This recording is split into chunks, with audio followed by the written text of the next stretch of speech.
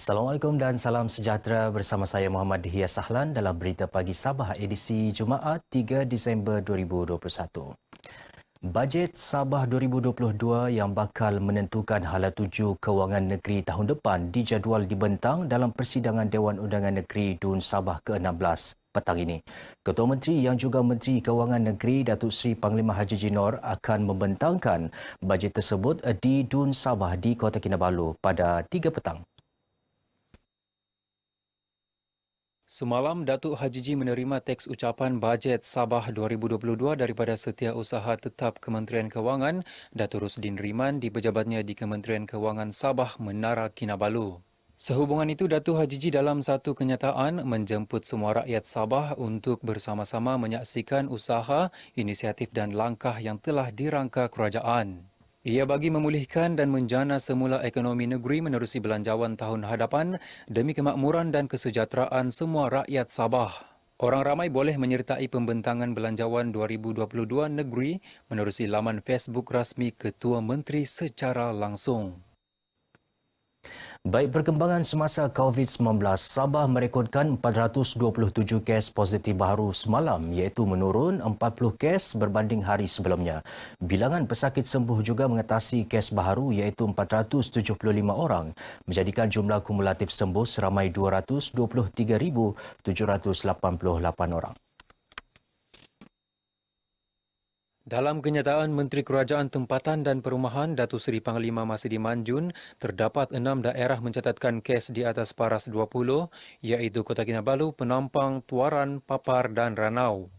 21 daerah lagi merekodkan kes di bawah paras 20 kes dengan 14 daripadanya hanya merekodkan satu angka dan tiada kes baharu di 4 daerah. Hampir 98% daripada semua kes baharu adalah dalam kategori 1 dan 2 yang hanya memerlukan rawatan dan pemantauan di rumah atau di pusat kuarantin dan rawatan berisiko rendah PKRC awam. 3 pesakit dalam kategori 3 hanya seorang pesakit bagi kategori 4 dan 5. Manakala 6 kes kematian direkodkan di 5 daerah. Mengenai penguatkuasaan prosedur operasi standard SOP, Datuk Masidi memaklumkan tiada kenderaan di arah berpatah balik dalam 11 sekatan jalan raya dilaksana. Penguatkuasaan SOP turut dijalankan di perairan Laut Sabah melibatkan 120 pemeriksaan di kawasan Pantai Timur dan 36 pemeriksaan di perairan Kota Kinabalu dan Labuan. Hasil pemeriksaan, satu tangkapan dibuat di bawah enakmen Pelabuhan dan Dermaga Sabah 2002. Baik saudara, sebelum beralih ke berita seterusnya, kita ikuti statistik terkini kes COVID-19 mengikut daerah dan kadar vaksinasi bagi Sabah.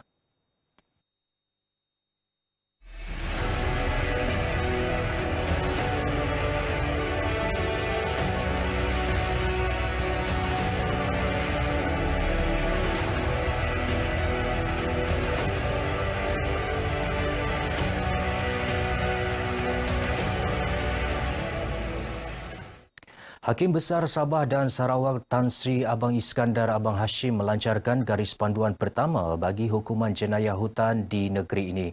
Ia sebagai rujukan Badan Kehakiman terhadap pesalah jenayah hutan.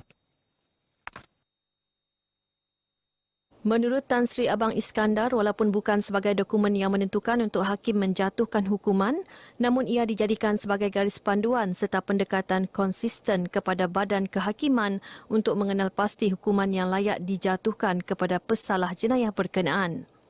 Ia juga kesinambungan garis panduan penghukuman bagi jenayah hidupan liar yang dibuat Mahkamah Sabah pada 2019. Kita hendak mengelakkan daripada terdapatnya jurang dan besar di antara hukuman-hukuman yang dikenakan oleh mahkamah terhadap jenayah yang serupa. Dan jadi tujuan garis ini ialah untuk mengelak daripada wujudnya keadaan yang sedemikian itu. Sebaik mungkin dia punya hukuman tu mestilah agak sama. Beliau ditemui media selepas melancarkan garis panduan hukuman jenayah hutan bagi negeri Sabah di Mahkamah Sandakan. Sementara itu, Ketua Konservator Hutan Datuk Frederick Kugan memberitahu jenayah hutan secara serius dan kritikal mendorong pihaknya bersama beberapa agensi seperti The World Wide Fund for Nature WWF Malaysia serta beberapa pertubuhan bukan kerajaan di negeri ini mewujudkan garis panduan tersebut. Ia susulan kadar sabitan bagi kesalahan jenayah hutan yang didakwa di mahkamah sejak penguatkuasaan enakmen hutan 1968 pada 1 Januari 1969 adalah rendah. Baik, situasi semasa wabak denggi di Sabah, jumlah kes denggi di negeri ini meningkat kepada 1,556 kes malam dengan pertambahan 4 kes baru, iaitu 2 kes Kota Kinabalu dan masing-masing 1 kes di Kota Marudu dan Kunak. Berdasarkan infografik Jabatan Kesihatan Negeri Sabah JKNS, daerah Kota Kinabalu kekal mencatatkan jumlah kes tertinggi iaitu 392 kes. Diikuti Tawau 292 kes, Lahadatu 161, Semporna 112 dan Sandakan 109. Lain-lain daerah mencatatkan 65 kes dan ke bawah dengan Beaufort merekodkan kes terendah iaitu 6 kes. Terdapat 3 wabak aktif di Kesan iaitu masing-masing 1 lokaliti di Kuala Penyu, Lahadatu dan Tawau. Bagaimanapun status wabak di kesemua lokaliti terkawal. Sehingga kini 5 maut direkodkan akibat penyakit bawaan nyamuk Aedes ini. Sehubungan itu, JKNS sekali lagi mengingatkan orang ramai mengamalkan 10 minit seminggu mencari dan memusnahkan tempat pembiakan nyamuk Aedes di kawasan masing-masing. Seorang wanita maut manakala 5 lagi cedera dalam kemalangan membabitkan pertumbungan 3 kenderaan di Kampung Nasib Kita, Jalan Apas, Tawau semalam. Mangsa Nur Akila Ibrahim disahkan meninggal dunia di lokasi kejadian.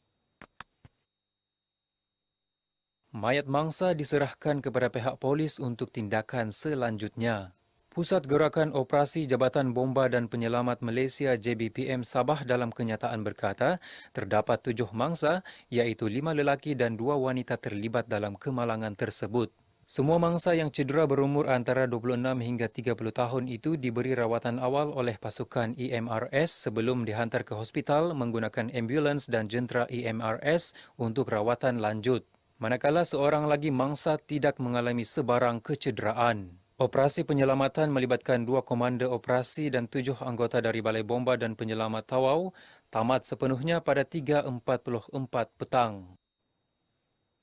Ya, kecil-kecil cili padi. Demikian semangat 12 pelatih daripada Kelab Bola Sepak Junior Sabah SJFC berusia lingkungan 12 hingga 14 tahun yang akan bertanding dalam La Liga Youth Tournament atau kejohanan remaja La Liga yang akan berlangsung esok di Ibu Negara. Ikuti perkongsian wartawan Serena Olivia Chong yang meninjau sesi latihan ringkas pelatih di Stadium Likas Kota Kinabalu. Meskipun kelihatan tenang, namun kesemua pelatih teruja untuk beraksi di La Liga. Sesi latihan dimanfaatkan sepenuhnya sebagai persiapan akhir. Tidak ketinggalan memberi semangat kepada semua pelatih turut turun padang Presiden Persatuan Bola Sepak Sabah, SAFA, yang juga pengarah Kelab Bola Sepak Sabah, Datuk Jelani Hamdad. Memasang harapan tinggi, beliau mahu pelatih muda ini akan terus mengorak langkah dalam bidang sukan bola sepak dan menggapai kecemerlangan. Kita menghantar di bawah 14 tahun untuk 9 sebelah. Jadi ini merupakan satu permulaan yang baik dan untuk negara mencuri bakat pemain bola sepak di Sabah. Ini merupakan satu pendidikan yang bagus. Kebetulan kita menggalakkan penyertaan di peringkat-peringkat daerah dan kita telah buat perancangan untuk scouting di setiap daerah. Tapi saya mengharapkan kalau Liga Spanyol ini dia sudah terbuka untuk pemilihan. Saya berharap kepada semua pelatih-pelatih saya, alhamdulillah mungkin 2-3 orang akan dipilih. Kita bersyukur untuk mewakili mereka ke Liga Spanyol nanti. Kesemua anak didik Ketua Jurulatih SJFC, Tommy S. Bondarusun bersama penolong jurulatih Adli Raidin yang terpilih dalam La Liga kali ini dari 4 daerah iaitu Kudat, Tenom, Tuaran dan Kota Kinabalu. Terujalah dapat ikut pertandingan macam gini untuk menang lah. dapat terpilih mewakili negara. Persiapan okey lah. Dalam sebulan gitu sebelum turnamen. Sebelum pergi sini ada training juga. 1 minggu, 2 minggu untuk menjadi yang pemain terbaik dan dipilih untuk pergi Spanyol. Training ikut dari coach ya lah. Dalam 1 minggu 5 hari lah training. Mau menang sama mau terpilih masuk. Saya dengan tim akan berusaha. Dalam training kami okey lah. Semua sudah settle. Buat yang terbaik, datang sana mau menang, ada disiplin, ada buat prestasi yang komitmen. Kejohanan Remaja La Liga adalah di bawah Kementerian Pendidikan Malaysia yang memfokuskan akademi dan kelab bola sepak kalangan akar umbi dan belia di negara ini.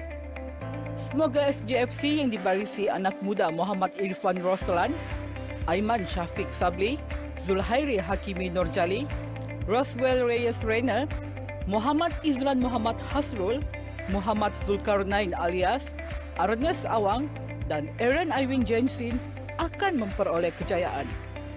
Serina Luvia Chong untuk Berita RTM.